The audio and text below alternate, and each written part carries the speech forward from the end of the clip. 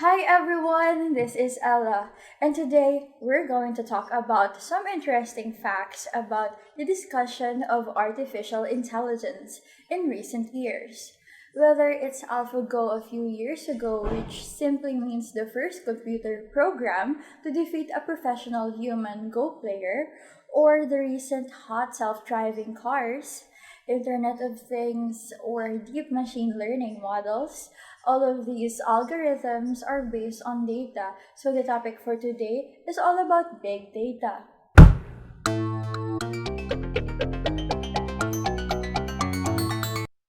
The word big data is already shattered. Many people thought that big data means that the amount of data is very large. For example, if it reaches terabyte, on the other hand, petabyte is even higher. That can be called big data, but this is not the case. Big data is not literally the size of data, as it is the range of the data. In 2001, an analyst of a meta group first proposed the three elements of big data, developed that is 3V. Then, of course, now 3 micro has developed into 4V, 5V, and 6V. But I still think that these three is the core of big data. What do we mean by 3V? First, V means volume, which is the amount of data that everyone said. The second V is the meaning of velocity rate, which means that the speed of generating data is getting faster and faster. The third V is variety. With that being said, the range and width of the data, for example, many years ago, most of the data we processed may be structural data, and most of the data generated by humans in daily life are unstructured. What does the data mean? To give you an example, a person's identity information, your ID number, your date of birth, your home address, all this structural information. And now we can identify a person's identity information. There are many things to capture and analyze, such as your voice, your appearance, every photo you sent on social media, every video, every message you leave below the video you watch. These are comments, and every item you put on a shopping cart. These are all unstructured data. And this is unstructured data that shaped a vivid image. So big data 3V features can be summarized as faster and wider data. There are a lot of changes that are based on data to each and every one of us. Look into your Google account and click on the recommended videos on your YouTube homepage, which will basically show interest. The recommendations of these videos are based on every movie you have watched in the past and every like you have given. I stayed on each film for a few minutes and seconds where I paused, watched a few percent, how long it took, how long I wrote, whether it was positive or negative. It records every movement of you, leaving your unintentional movements. And then you will be surprised to find out that you've watched some science fiction videos on YouTube, and then one day it recommends you to the movie description of the Black Mirror department. From then on, you're just out of control. This is the truest idea in your heart. The National Academy of Sciences of the United States once published an article saying that as long as you have like 10 people or 10 posts on Facebook company may judge your character and psychology more than your colleagues. It is more precise. If you had created 70 likes, and it may know you better than your girlfriends or friends. If you created 150 likes, your parents and siblings and other people will have to fall in love. But if there are 300 likes, maybe your spouse doesn't have this software, so you can better understand your thoughts. So if you want to make the algorithm more understandable than myself, how many likes do I need? How long will this process take? Back to your YouTube homepage platform, have recommended so many videos to you. And in general, the videos you want to watch will be included in the top 20. Then, if one day you want to watch the video, it will be included at the top 5 within a day. If one day is included on the first 3, and if one day the platform only recommends one video to you, this video is what you want to watch. Your social media may know you better than you do. And this day will not be far away. Expanding to the entire social life, Grab Uber records where and where do you go from day to day, and LinkedIn records all your network place. Tinder, Hoop dating softwares records all your dating preferences. Paymaya, PayPal, all records and purchasing abilities are recorded by your mobile phone. For the communications company, at what time of the day do you make calls and to whom? Which text message are sent? How long are the call records? And you can even know whether you are open on the subway of TikTok. It will track all your trips every day. Even if your phone is turned off, it is still tracking you. You can expect that in the near future, you want to go for a bank loan. You don't have to hold all your payslips, and that was recorded. The bank can investigate your travel data, vacation data, and even your colleagues' property data. It can easily know whether you are going to the 168 Mall in Chinatown or residence in Shangri-La, or even when you walk into the bank, it can match you to all the informations through the face recognition system and quickly generate a report to tell you how much you can take away. And all of these has not been realized at present. Not because this is a technical problem that cannot be overcome, but because the data of all walks of life has not been integrated. If one day all companies and all industries have decided to join forces, from all the people are stricken, and the time will come in an instant. The question is this a good thing? There's an old saying in China, without farsightedness, there must be near worries. It means that we do not have long-term plans, and they will inevitably be at a loss in the near future. But on the other hand, people have no recent considerations and plans, and they will have worries in the long run. Facebook has several large and small data breaches in recent years, but more than 50 million user data breaches caused by Cambridge Analysis last year has caused great controversy. They started because a professor of psychology of the University of Cambridge, called Kogan, wrote a third-party applet that attracted 270,000 users to click and download to a $5 reward. After the third-party applet, you will be asked to participate in some questionnaires, and then the app will ask you if you agree to view your Facebook information. If you agree, all your friends' information on Facebook will be taken away by the app. Originally, in Professor Colgan's small program, he had to study social media and mental health. Facebook also agreed for the purpose of research. We collected user information and there's actually no problem until now. But after completing the research mission, Professor Kogan sold the data to Cambridge through his own company, GSR. Analyzing this use is not an academic use, which violates Facebook user safety regulations, and it also violates the views of the security agreement between these small programs and the user. This part is illegal. People gave their information to, in this case Alexander Kogan, then goes and in violation of his agreement with us sells the data to Cambridge Analytica. That's a big issue. By then, this matter must be known to everyone. The reason why this matter has attracted such a high attention is that it also involves the 2016 US presidential election and the British vote, because Cambridge Analytica has built a data model on the information of 50 million huge users. It analyzes the psychological characteristic of each user and the close-up of the expected candidates, and then push the corresponding information for the different users to achieve control for the purpose of the election result. Of course, it is true that the reporter said the media in the Cambridge analysis of the company's use of its data model has really affected the result of the 2016 presidential election and the outcome of the Brexit referendum. But the truth is now unknown because there is no recreation in the data model. What does it mean? For example, there is a person who loves to eat ice cream, and this person is a fat person, but you cannot really say that this person became fat because of eating an ice cream.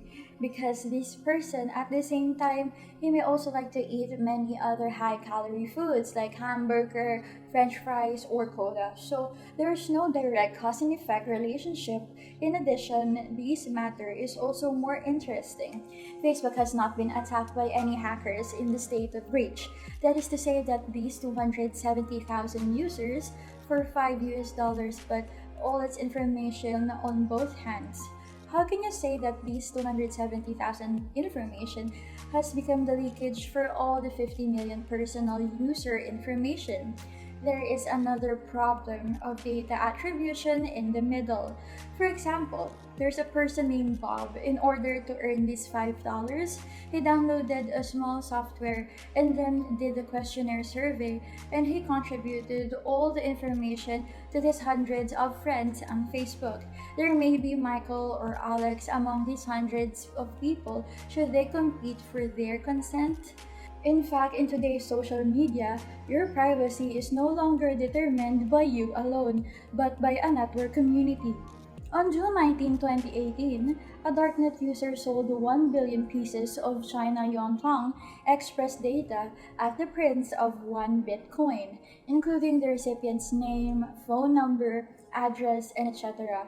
And the data repetition rate was below 20%.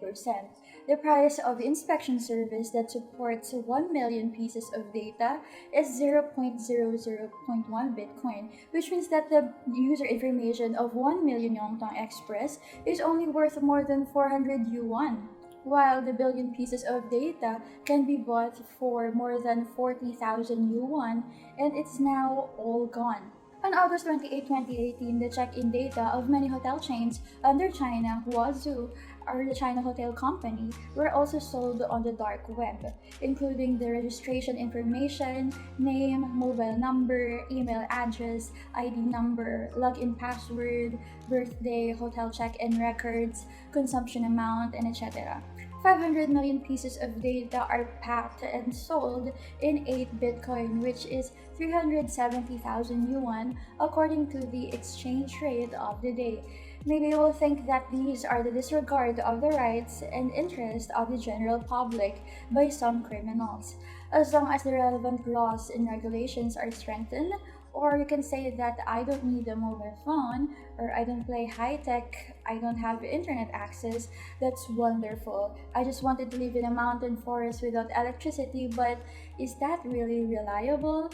Chinese Privacy at China Development High-Level Forum on March 26, 2018, Baidu CEO Li Yanhong said that the Chinese are more open to privacy and less sensitive. If they can use privacy in exchange for convenience, safety, or efficiency, in many cases they are willing. As soon as the remark come out and stirred up a thousand of waves, and many people condemned it is a blind sight of the Chinese technology giant's interest in the general public. But in fact, Baidu CEO actually said in embarrassing reality. But he confuses objective reality with subjective will. In China, people don't care about their privacy, but they have no choice. If you want to download the software, it will ask for your mobile phone number. If you don't fill in your mobile number, you won't be able to use it. To agree to the registration agreement is tantamount agreeing to these companies to push you various advertisements. The company promises that your personal information transaction record, as well as various use and purchases records, will not be shared by third parties. But if the information is accidentally leaked by an employee, the personal behavior of an employee has nothing to do with the company. To give a very simple example, in an area with a high crime rate, violence against women occurs every day. But you can conclude that women in this area lacks awareness of their own protection and even enjoy the process of being violated. This is a great disregard of the victim's subjective consciousness. I believe many people have noticed that China's surveillance cameras are increasing at an alarming rate every year. In supermarkets, schools, subway stations, roads, shops, everyone with all his hands raised, he will suddenly photographed by the camera. Since 2010, camera speed is increasing at a rate of 20% per year. As of 2018, China already has 170 million cameras. The concept is that every 7 to 8 people will have a camera. At present, China has become the world's largest surveillance market. In the future, 3/4 of these servers use the video face recognition, maybe bought by China. And these cameras can certainly prevent crime from bringing some psychological security to the people. But this fear of eyes is also controversial internationally. The chairman of Tencent once said in an interview that more than 1 billion photos are uploaded to Tencent every day, and there are more photos on holidays which can reach to 2 to 3 billion. And most of these photos are Chinese faces. Moreover, Tencent has data only appearance of almost all the Chinese in the past 10 years, when they can even model and analyze this data to predict what each Chinese look like when he is old. In 2017, a BBC reporter learned that the China's Skynet system is very powerful and they wanted to challenge it. He came to Guiyang to challenge the China's Skynet system. He first had to give his photo to the police and asked the police to flag his photo as a suspect. He tried to test how long it will take the Skynet to recognize and find him. As a result, the entire process took less than 7 minutes. The Skynet system in Guiyang City can use 60,000 channels of various video lenses to detect face recognition. And these cameras can not only recognize the facial system, but also recognize the license plate number, map the face to the license plate number, map the face to the ID number, and even track what carrier you have visited in the past period of time. Locally, when the arrangement of these sensors and cameras reaches a certain density, you can know who you are with, so as to realize the matching of interpersonal networks. At present, the Chinese Skynet system is still being further improved. The official statement is that in the end, their goal is to achieve a purpose that cannot only combat crime, but also predict crime. As long as the video captured by this camera contains a face that matches the face of their suspects, the system will alert the police. This is why after the outbreak in Wuhan began earlier this year, no region outside of China was able to obtain accurate information on the extent of the outbreak's impact. In addition to this Skynet system, China also has a Great Wall on the internet. Although the Great Wall is invisible and untouchable, it has effectively hindered the transmission of information.